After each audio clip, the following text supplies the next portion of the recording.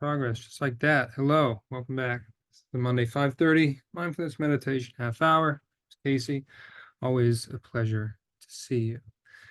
A long time ago, I considered learning how to juggle a couple years ago. For no reason other than I thought it would be a cool brain teaser, like a hand-eye coordination sort of thing. I play guitar and different instruments and drums, and all of that is kind of mathematical in a sense, but musically so. So it's a little more palatable for me. Math is not my strongest subject, but in the context of music, Western music is math, in a sense. And so I like those challenges. And I thought it might be kind of cool to juggle. I mean, I'm not going to join the circus or anything, or it's not like a party trick for me. It would just be for me to learn the hand-eye coordination, the process that goes into being able to juggle three things at once. I forgot about it. This was years ago. It was probably lasted about an afternoon, and I think I looked it up how to juggle, and then I thought, actually, I don't really care at all. I bring this up because I was walking around the park near my house, and I saw a kid playing with a balloon, and I thought, oh, a balloon. That would be a nice way to learn how to juggle, actually, because one of the things that it said online in the brief search that I did, talking about juggling, was you could use like tissue paper or something light, right, to that effect. I thought, well, yeah, that's cool, but also if it was balloons, that would be great because they're actually bigger and lighter, and that seems like that would be a really good way to learn how to juggle if I wanted to do that. And I thought, jokingly, or I could start with bowling balls. It's like 14-pound bowling balls, because some people juggle bowling balls, some people juggle chainsaws, some people juggle. I saw a juggler once, and this is the most I've ever talked about juggling in my entire life, by the way, but I saw somebody juggling on a video. He had an egg, an apple, and a bowling ball. And obviously the weight disparity, the weight difference between three of those things, he had to take that into consideration. He had to, literally juggle that. And thought that's really cool. That probably took a lot of practice. Thought, yeah, so I could start with balloons, or I could just go straight to bowling balls. And I thought that's kind of the equivalent of when we meditate, we sit down and we think, okay, I got to be an expert at this right now. Everything needs to happen right now. I got to figure everything out right now. I got to get to the end, and I got to do it as fast as possible, which is a very modern Western approach to doing anything, right? The idea of multitasking. I saw a quote by Thich Nhat Hanh. He said, everybody focuses on multitasking. What about monotasking? Because someone asked a Zen teacher, what is Zen? And the teacher said, doing one thing at a time. Monotasking, one, as opposed to multitasking, right? And I never heard that term before. I thought, oh, that's cool, monotasking as opposed to multitasking. So the idea of sitting down and getting the most out of your meditation practice is not necessarily a wrong idea to have, but how we go about getting the most out of our meditation practice is what should be discussed and understood on terms that will really serve us on the long term. And the term that came to mind for me was fundamentals, because if we're learning how to juggle with balloons or bowling balls, what we need is the fundamentals there. Otherwise, we just won't know how to juggle anything.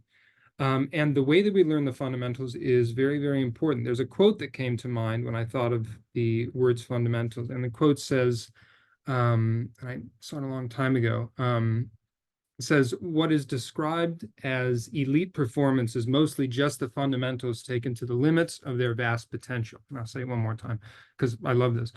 What is described as elite performance is mostly just the fundamentals taken to the limits of their vast potential. And we could be, that could be said for all the practices across the board.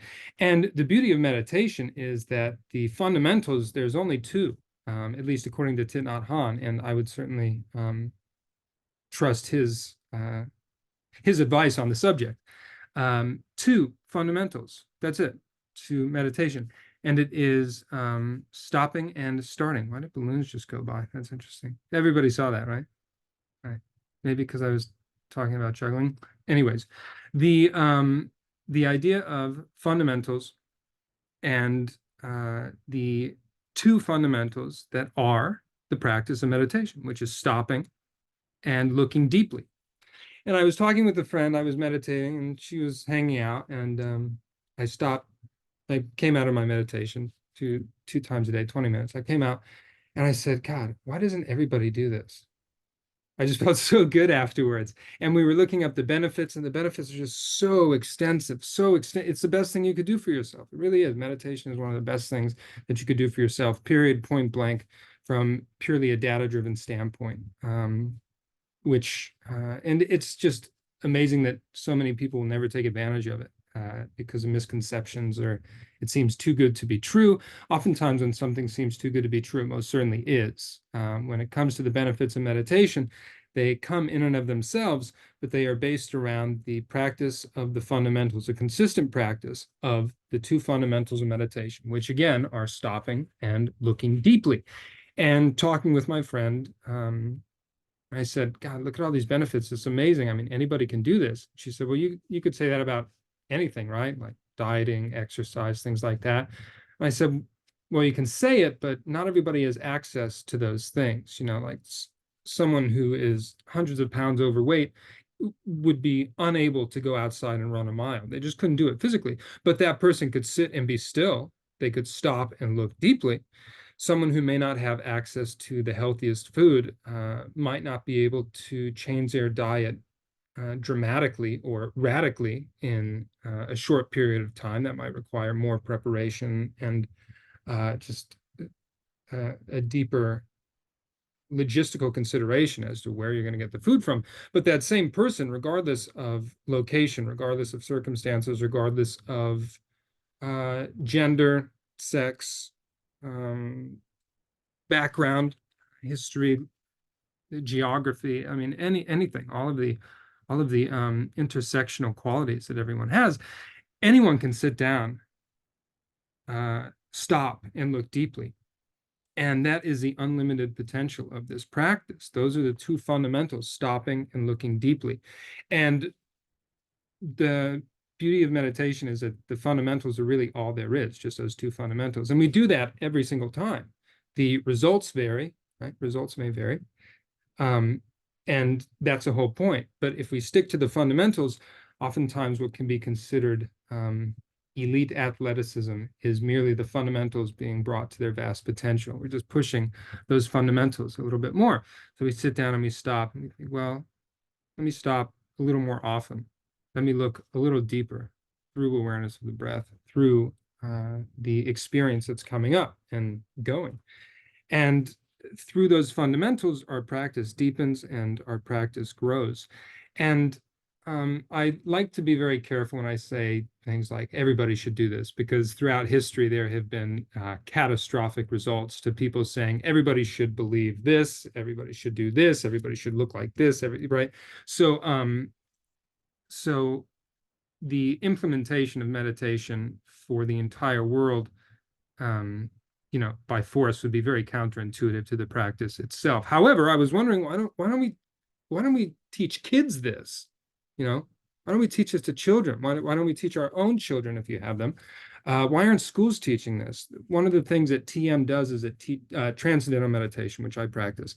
One of the things that they do is they go to prisons and they teach the technique to prisoners. And that's really powerful, because meditation becomes a lifeline if you stick with the fundamentals and you practice them consistently. And oftentimes, if you are literally imprisoned, lifelines are few and far between. And to be able to get that practice and to deepen the understanding, to be able to get all the benefits of the practice of meditation potentially, right, through consistent practice of the fundamentals, the two fundamentals, stopping and looking deeply, to be able to derive all of those benefits, some of those benefits, most of those benefits through practice, through stopping and looking deeply, when you are literally imprisoned, that's a powerful practice right there, to have access, the same kind of access that someone who's never been to prison, never been involved in legal issues, maybe someone who has been, very privileged their entire life and just has never gotten in trouble. The benefits are the same across the board. If we stick with the fundamentals, not a lot of things in life are like that. Very few things in life are like that. To be able to have that instant access. And I've said before, the instant access of meditation is one of the greatest takeaways, because even if you want to run, you need shoes, right? Even if you want to run around the block, you need shoes, probably a pair of shorts if you're going to continue running, right? Even the most basic practice requires something, right? Something to add to in order to do it. But with meditation, the fundamentals are just stopping and looking deeply. And if we want to complicate it, we can, but we can simplify it, and it really doesn't get much more simplified than stopping and looking deeply. The results will vary, and the more we do it, the more understanding we get, um, the more different the experience and the wider the range of experience becomes the more that we practice. But if we stick to the fundamentals, then there's no way that we can lose. One of my friends said, I was talking about meditation. She goes, "Oh yeah, you're really good at meditation." I said, "Well, what does that mean?" what does that mean to be really good at meditation? And she said, "Well, you just do it consistently." And I thought, "Oh, okay, cool." Because I didn't know what that meant. Am I good at meditation that I can be really still, or am I good at meditation that, I can think through a lot of things? I'm like, I don't know what being good at meditation entails. But she may have meant more accurately, you're very consistent with your meditation practice, and that's good. I mean, that's good, right? The way to get the benefits of the practice is to do it frequently and just stick with the fundamentals. So you can dive in and you can start learning how to juggle with bowling balls, or you can start very simple. You can start very simple and basic. And the fundamentals of meditation are very, very basic. And so we don't need to jump in and think, okay, um, I'm going to rework and transform all the generational trauma this week, all the generational trauma that I've had through my entire life, and my ancestors and my parents and their parents, etc. And it's got to be done this week. Well, maybe I would never say never, but also that's kind of like learning how to juggle with bowling balls or chainsaws, where there may be some injuries there. The learning curve is going to be very, very steep, and you're setting yourself up for disappointment, because it's not just about practicing. It's not just about learning the fundamentals. It's about how we practice those fundamentals and how we learn those fundamentals. We can learn them juggling bowling balls, or we can learn them slowly learning how to juggle balloons, which is a much lighter, easier, more palatable approach to the fundamentals of juggling. And when we sit down, that's what we do. We just stick to the fundamentals, stopping and looking deeply. And the deeper we look, the more we get out of the practice, but we don't need to force looking deeply. We just look gently. And then the rest of the work is kind of done for us. And it is work. I mean, it's not easy, but the practice is profound. The practice is powerful, whether you're in prison, whether you're highly privileged, whether you're somewhere in between. Wherever you are, whoever you are, however you are, this practice is accessible to you. And the fundamentals are there for everyone. And fundamentals are what we practice here. And we have about 10 minutes of that. So find yourself comfortable seated position. Maybe roll your shoulders up, back, and down. Spine is long, eyes are closed. Relax the muscles in your face. Relax your jaw, your tongue, your eyebrows, your forehead. And take a few deep breaths in through your nose and out through your mouth.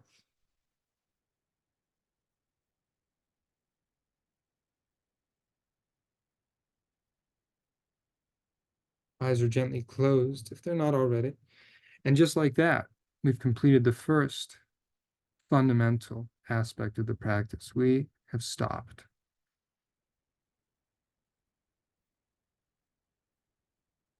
And after accomplishing that first fundamental prerequisite, now we can start to look.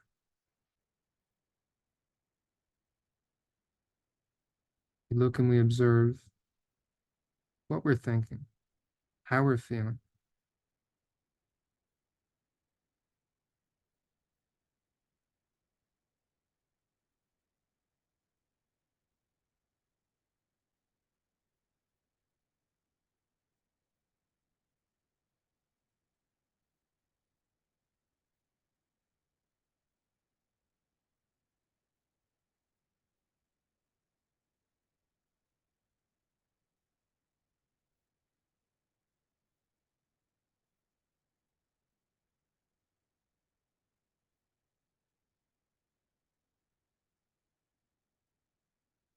Sometimes our mind pulls our attention away from the practice, in which case we come back to the fundamentals when we notice that we've become lost in thought, that we've stopped looking. We stop,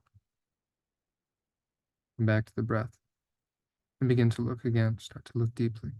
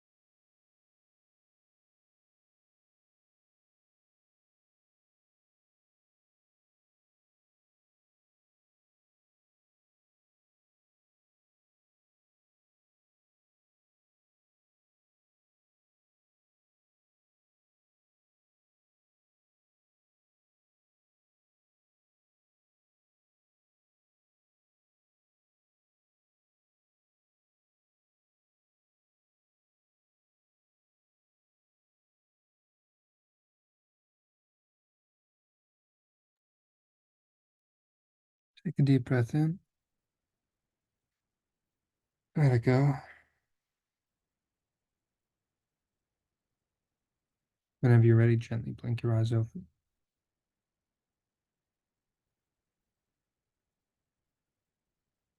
Many people don't meditate because of very common misconceptions, misunderstandings about the practice.